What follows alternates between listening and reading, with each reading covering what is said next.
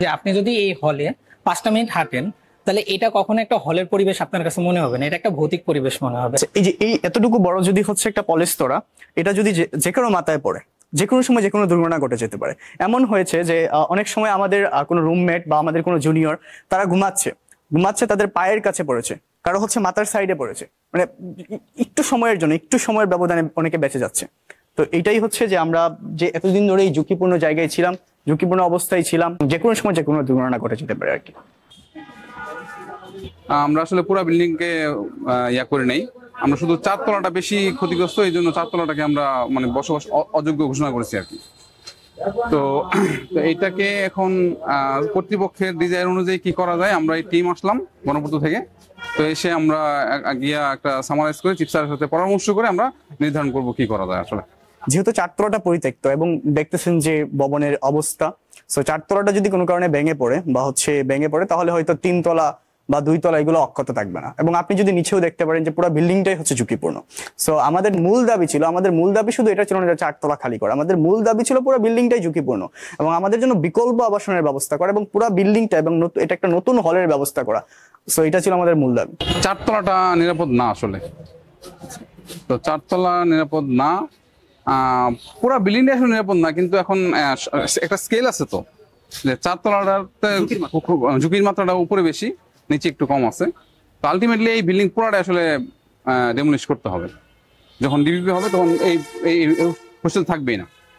আচ্ছা, এই যে এখানে দেখতে পাচ্ছেন, এই যে দেখতে পাচ্ছেন এই যে পলেস্তরাগুলো, এই যে সবগুলো, এই যে বস্তায় বস্তায় রাখা পলেস্তরাগুলো সবগুলোই হচ্ছে উপর থেকে খসে পড়া এবং এগুলোতে আমরা 7 থেকে 8 মাস যাবত বসবাস করছি এবং হচ্ছে রিসেন্টলি হচ্ছে আমরা এখান থেকে শিফট করা শুরু করেছি। এবং আপনি দেখতে পাবেন যে এরকম পলেস্তরা খসে পড়তেছে, এটা 2 তলা বা 3 তলা দিকেও সেম পলেস্তরা খসে পড়তেছে। এই হচ্ছে আমরা এতটা বাজে অবস্থায়, ঝুঁকিপূর্ণ অবস্থায় আমরা ছিলাম। ঢাকা মেডিকেল কলেজ এবং এই যে হোস্টেলগুলো আসলে অনেক আগে নির্মিত, 1945-47, কিছু অংশ আবার 54-55 বা 60-এর দিকে নির্মিত হয়েছে। তো আসলে একটা বিল্ডিং এর লাইফ টাইম ধরা হয় 50 বছর, সেই হিসেবে আসলে লাইফ টাইম আরো অনেক আগে পার হয়ে গেছে।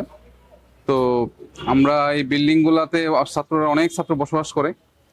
তো আস্তে আস্তে কিছু কিছু মানে ছাদে কিছু সমস্যা হয়েছে, প্রপার মেনটেন্যান্সের টাকাও আসলে ওইভাবে পাওয়া যায় না। তো এখন খুব চরম আকার ধারণ করছে। কিছু বছর আগে নতুন ডিপিপি করার কথা ছিল, কিন্তু সেটা আসলে বাস্তবায়ন হয় নাই। এখন আবার নতুন করে ডিপিপি করার কার্যক্রম শুরু হয়েছে। তা আমাদের দাবি অনেকটা যৌক্তিক এবং আমাদের দাবি অনেক ক্লিয়ার। আমরা প্রথম কথা বলছি যে আমাদের জন্য একটা বিকল্প এবং নিরাপদ আবাসনের ব্যবস্থা করতে হবে, এবং যতদিন না এই ব্যবস্থাটা করা হচ্ছে ততদিন পর্যন্ত আমাদেরকে অন্য একটা বিকল্প জায়গায় রাখুক। আমরা মেডিকেল স্টুডেন্ট, আমাদের মেইন ফোকাসটা হলো পড়াশোনা, কিন্তু আমরা এমন একটা পরিবেশের ভিতরে যখন আসি তখন পড়াশোনা কিন্তু আমাদের জন্য আলাদা একটা চ্যালেঞ্জ হয়ে যায়। কারণ আমাদের সবসময় ভাবতে হচ্ছে আমাদের মাথার উপরে কি ছাদটা ভেঙে পড়বে, আমাদের এগুলা ভাবতে হচ্ছে। ইভেন এমনও হয়েছে যে আমাদের কয়েকটা ফ্রেন্ড আছে যারা রুমে ছিল না, আলহামদুলিল্লাহ, তারা যখন রুমে আসে তখন দেখে যে সিলিং গুলো ভেঙে তার বিছনার উপরে পড়ে আছে। তো এখন ভাবুন, ওই মুহূর্তে যদি আপনি বা আমি ওই রুমে থাকতাম তাহলে কি অবস্থা হতো। বিছনার উপরে পড়ছে, অন্য জায়গায়ও কিন্তু পড়ে না। জাস্ট লাকি যে সে ওই সময়টা রুমে ছিল না, তাই জন্য সে বেঁচে গেছে। ওয়াশরুমেও সেম অবস্থা। আমার এক ফ্রেন্ড ওয়াশরুম থেকে জাস্ট বের হয়েছে, পুরা ওয়াশরুমের সিলিং এর ছাদটা খসে পড়ে গেছে ওয়াশরুমের উপরে, এখনো কিন্তু ওই অবস্থাতেই আছে। ওয়াশরুম আমরা ইউজ করতে পারছি না। আমরা প্রতিনিয়ত এই ভয়ের ভিতর দিয়ে যাচ্ছি এবং যে সিলিং গুলো ভেঙে পড়ে সেগুলোর ওজন কিন্তু নেহাত কম না, 2 কেজি 3 কেজি ইভেন 5 কেজি ওজনের সিলিং গুলোও কিন্তু ভেঙে পড়তেছে। জুলাই আন্দোলনের পরে 7 থেকে 8 মাস আগে যখন হচ্ছে আমাদের নতুন করে রুম ডিস্ট্রিবিউশন হয়, তখন হচ্ছে কলেজের অথরিটির সিদ্ধান্তে হচ্ছে পিডব্লিউডি কর্তৃক হচ্ছে এই ভবনটা হচ্ছে পরিদর্শনে আসে এবং আসার পর দেখা যায় যে পুরো বিল্ডিংটাই তারা ঝুঁকিপূর্ণ ঘোষণা করে এবং হচ্ছে এখানে 4 তলাটা হচ্ছে তৎক্ষণাৎ মেরামতের অযোগ্য বলে হচ্ছে তারা পরিত্যক্ত ঘোষণা করে। কিন্তু আসলে আমাদের তৎক্ষণাৎ বিকল্প কোনো আবাসনের ব্যবস্থা না থাকায় আমাদের 7 থেকে 8 মাসের মধ্যে এই 4 তলায় ঝুঁকি নিয়ে থাকতে হয়। এবং হচ্ছে খুব রিসেন্টলি আমাদের যে অ্যানাটমি মিউজিয়াম, সেখান থেকে উপর থেকে পলেস্তরা কষে পড়ে, যেখানে স্টুডেন্টরা ক্লাস করে সেখানে পড়ে এবং সেই প্রেক্ষিতে হচ্ছে আমরা 27 তারিখ এবং 28 তারিখ থেকে আমরা ক্লাস অফ করে আমরা হচ্ছে বিকল্প আবাসন প্লাস হচ্ছে আমাদের স্থায়ী সমাধানের জন্য আমরা আন্দোলন করে আসছিলাম।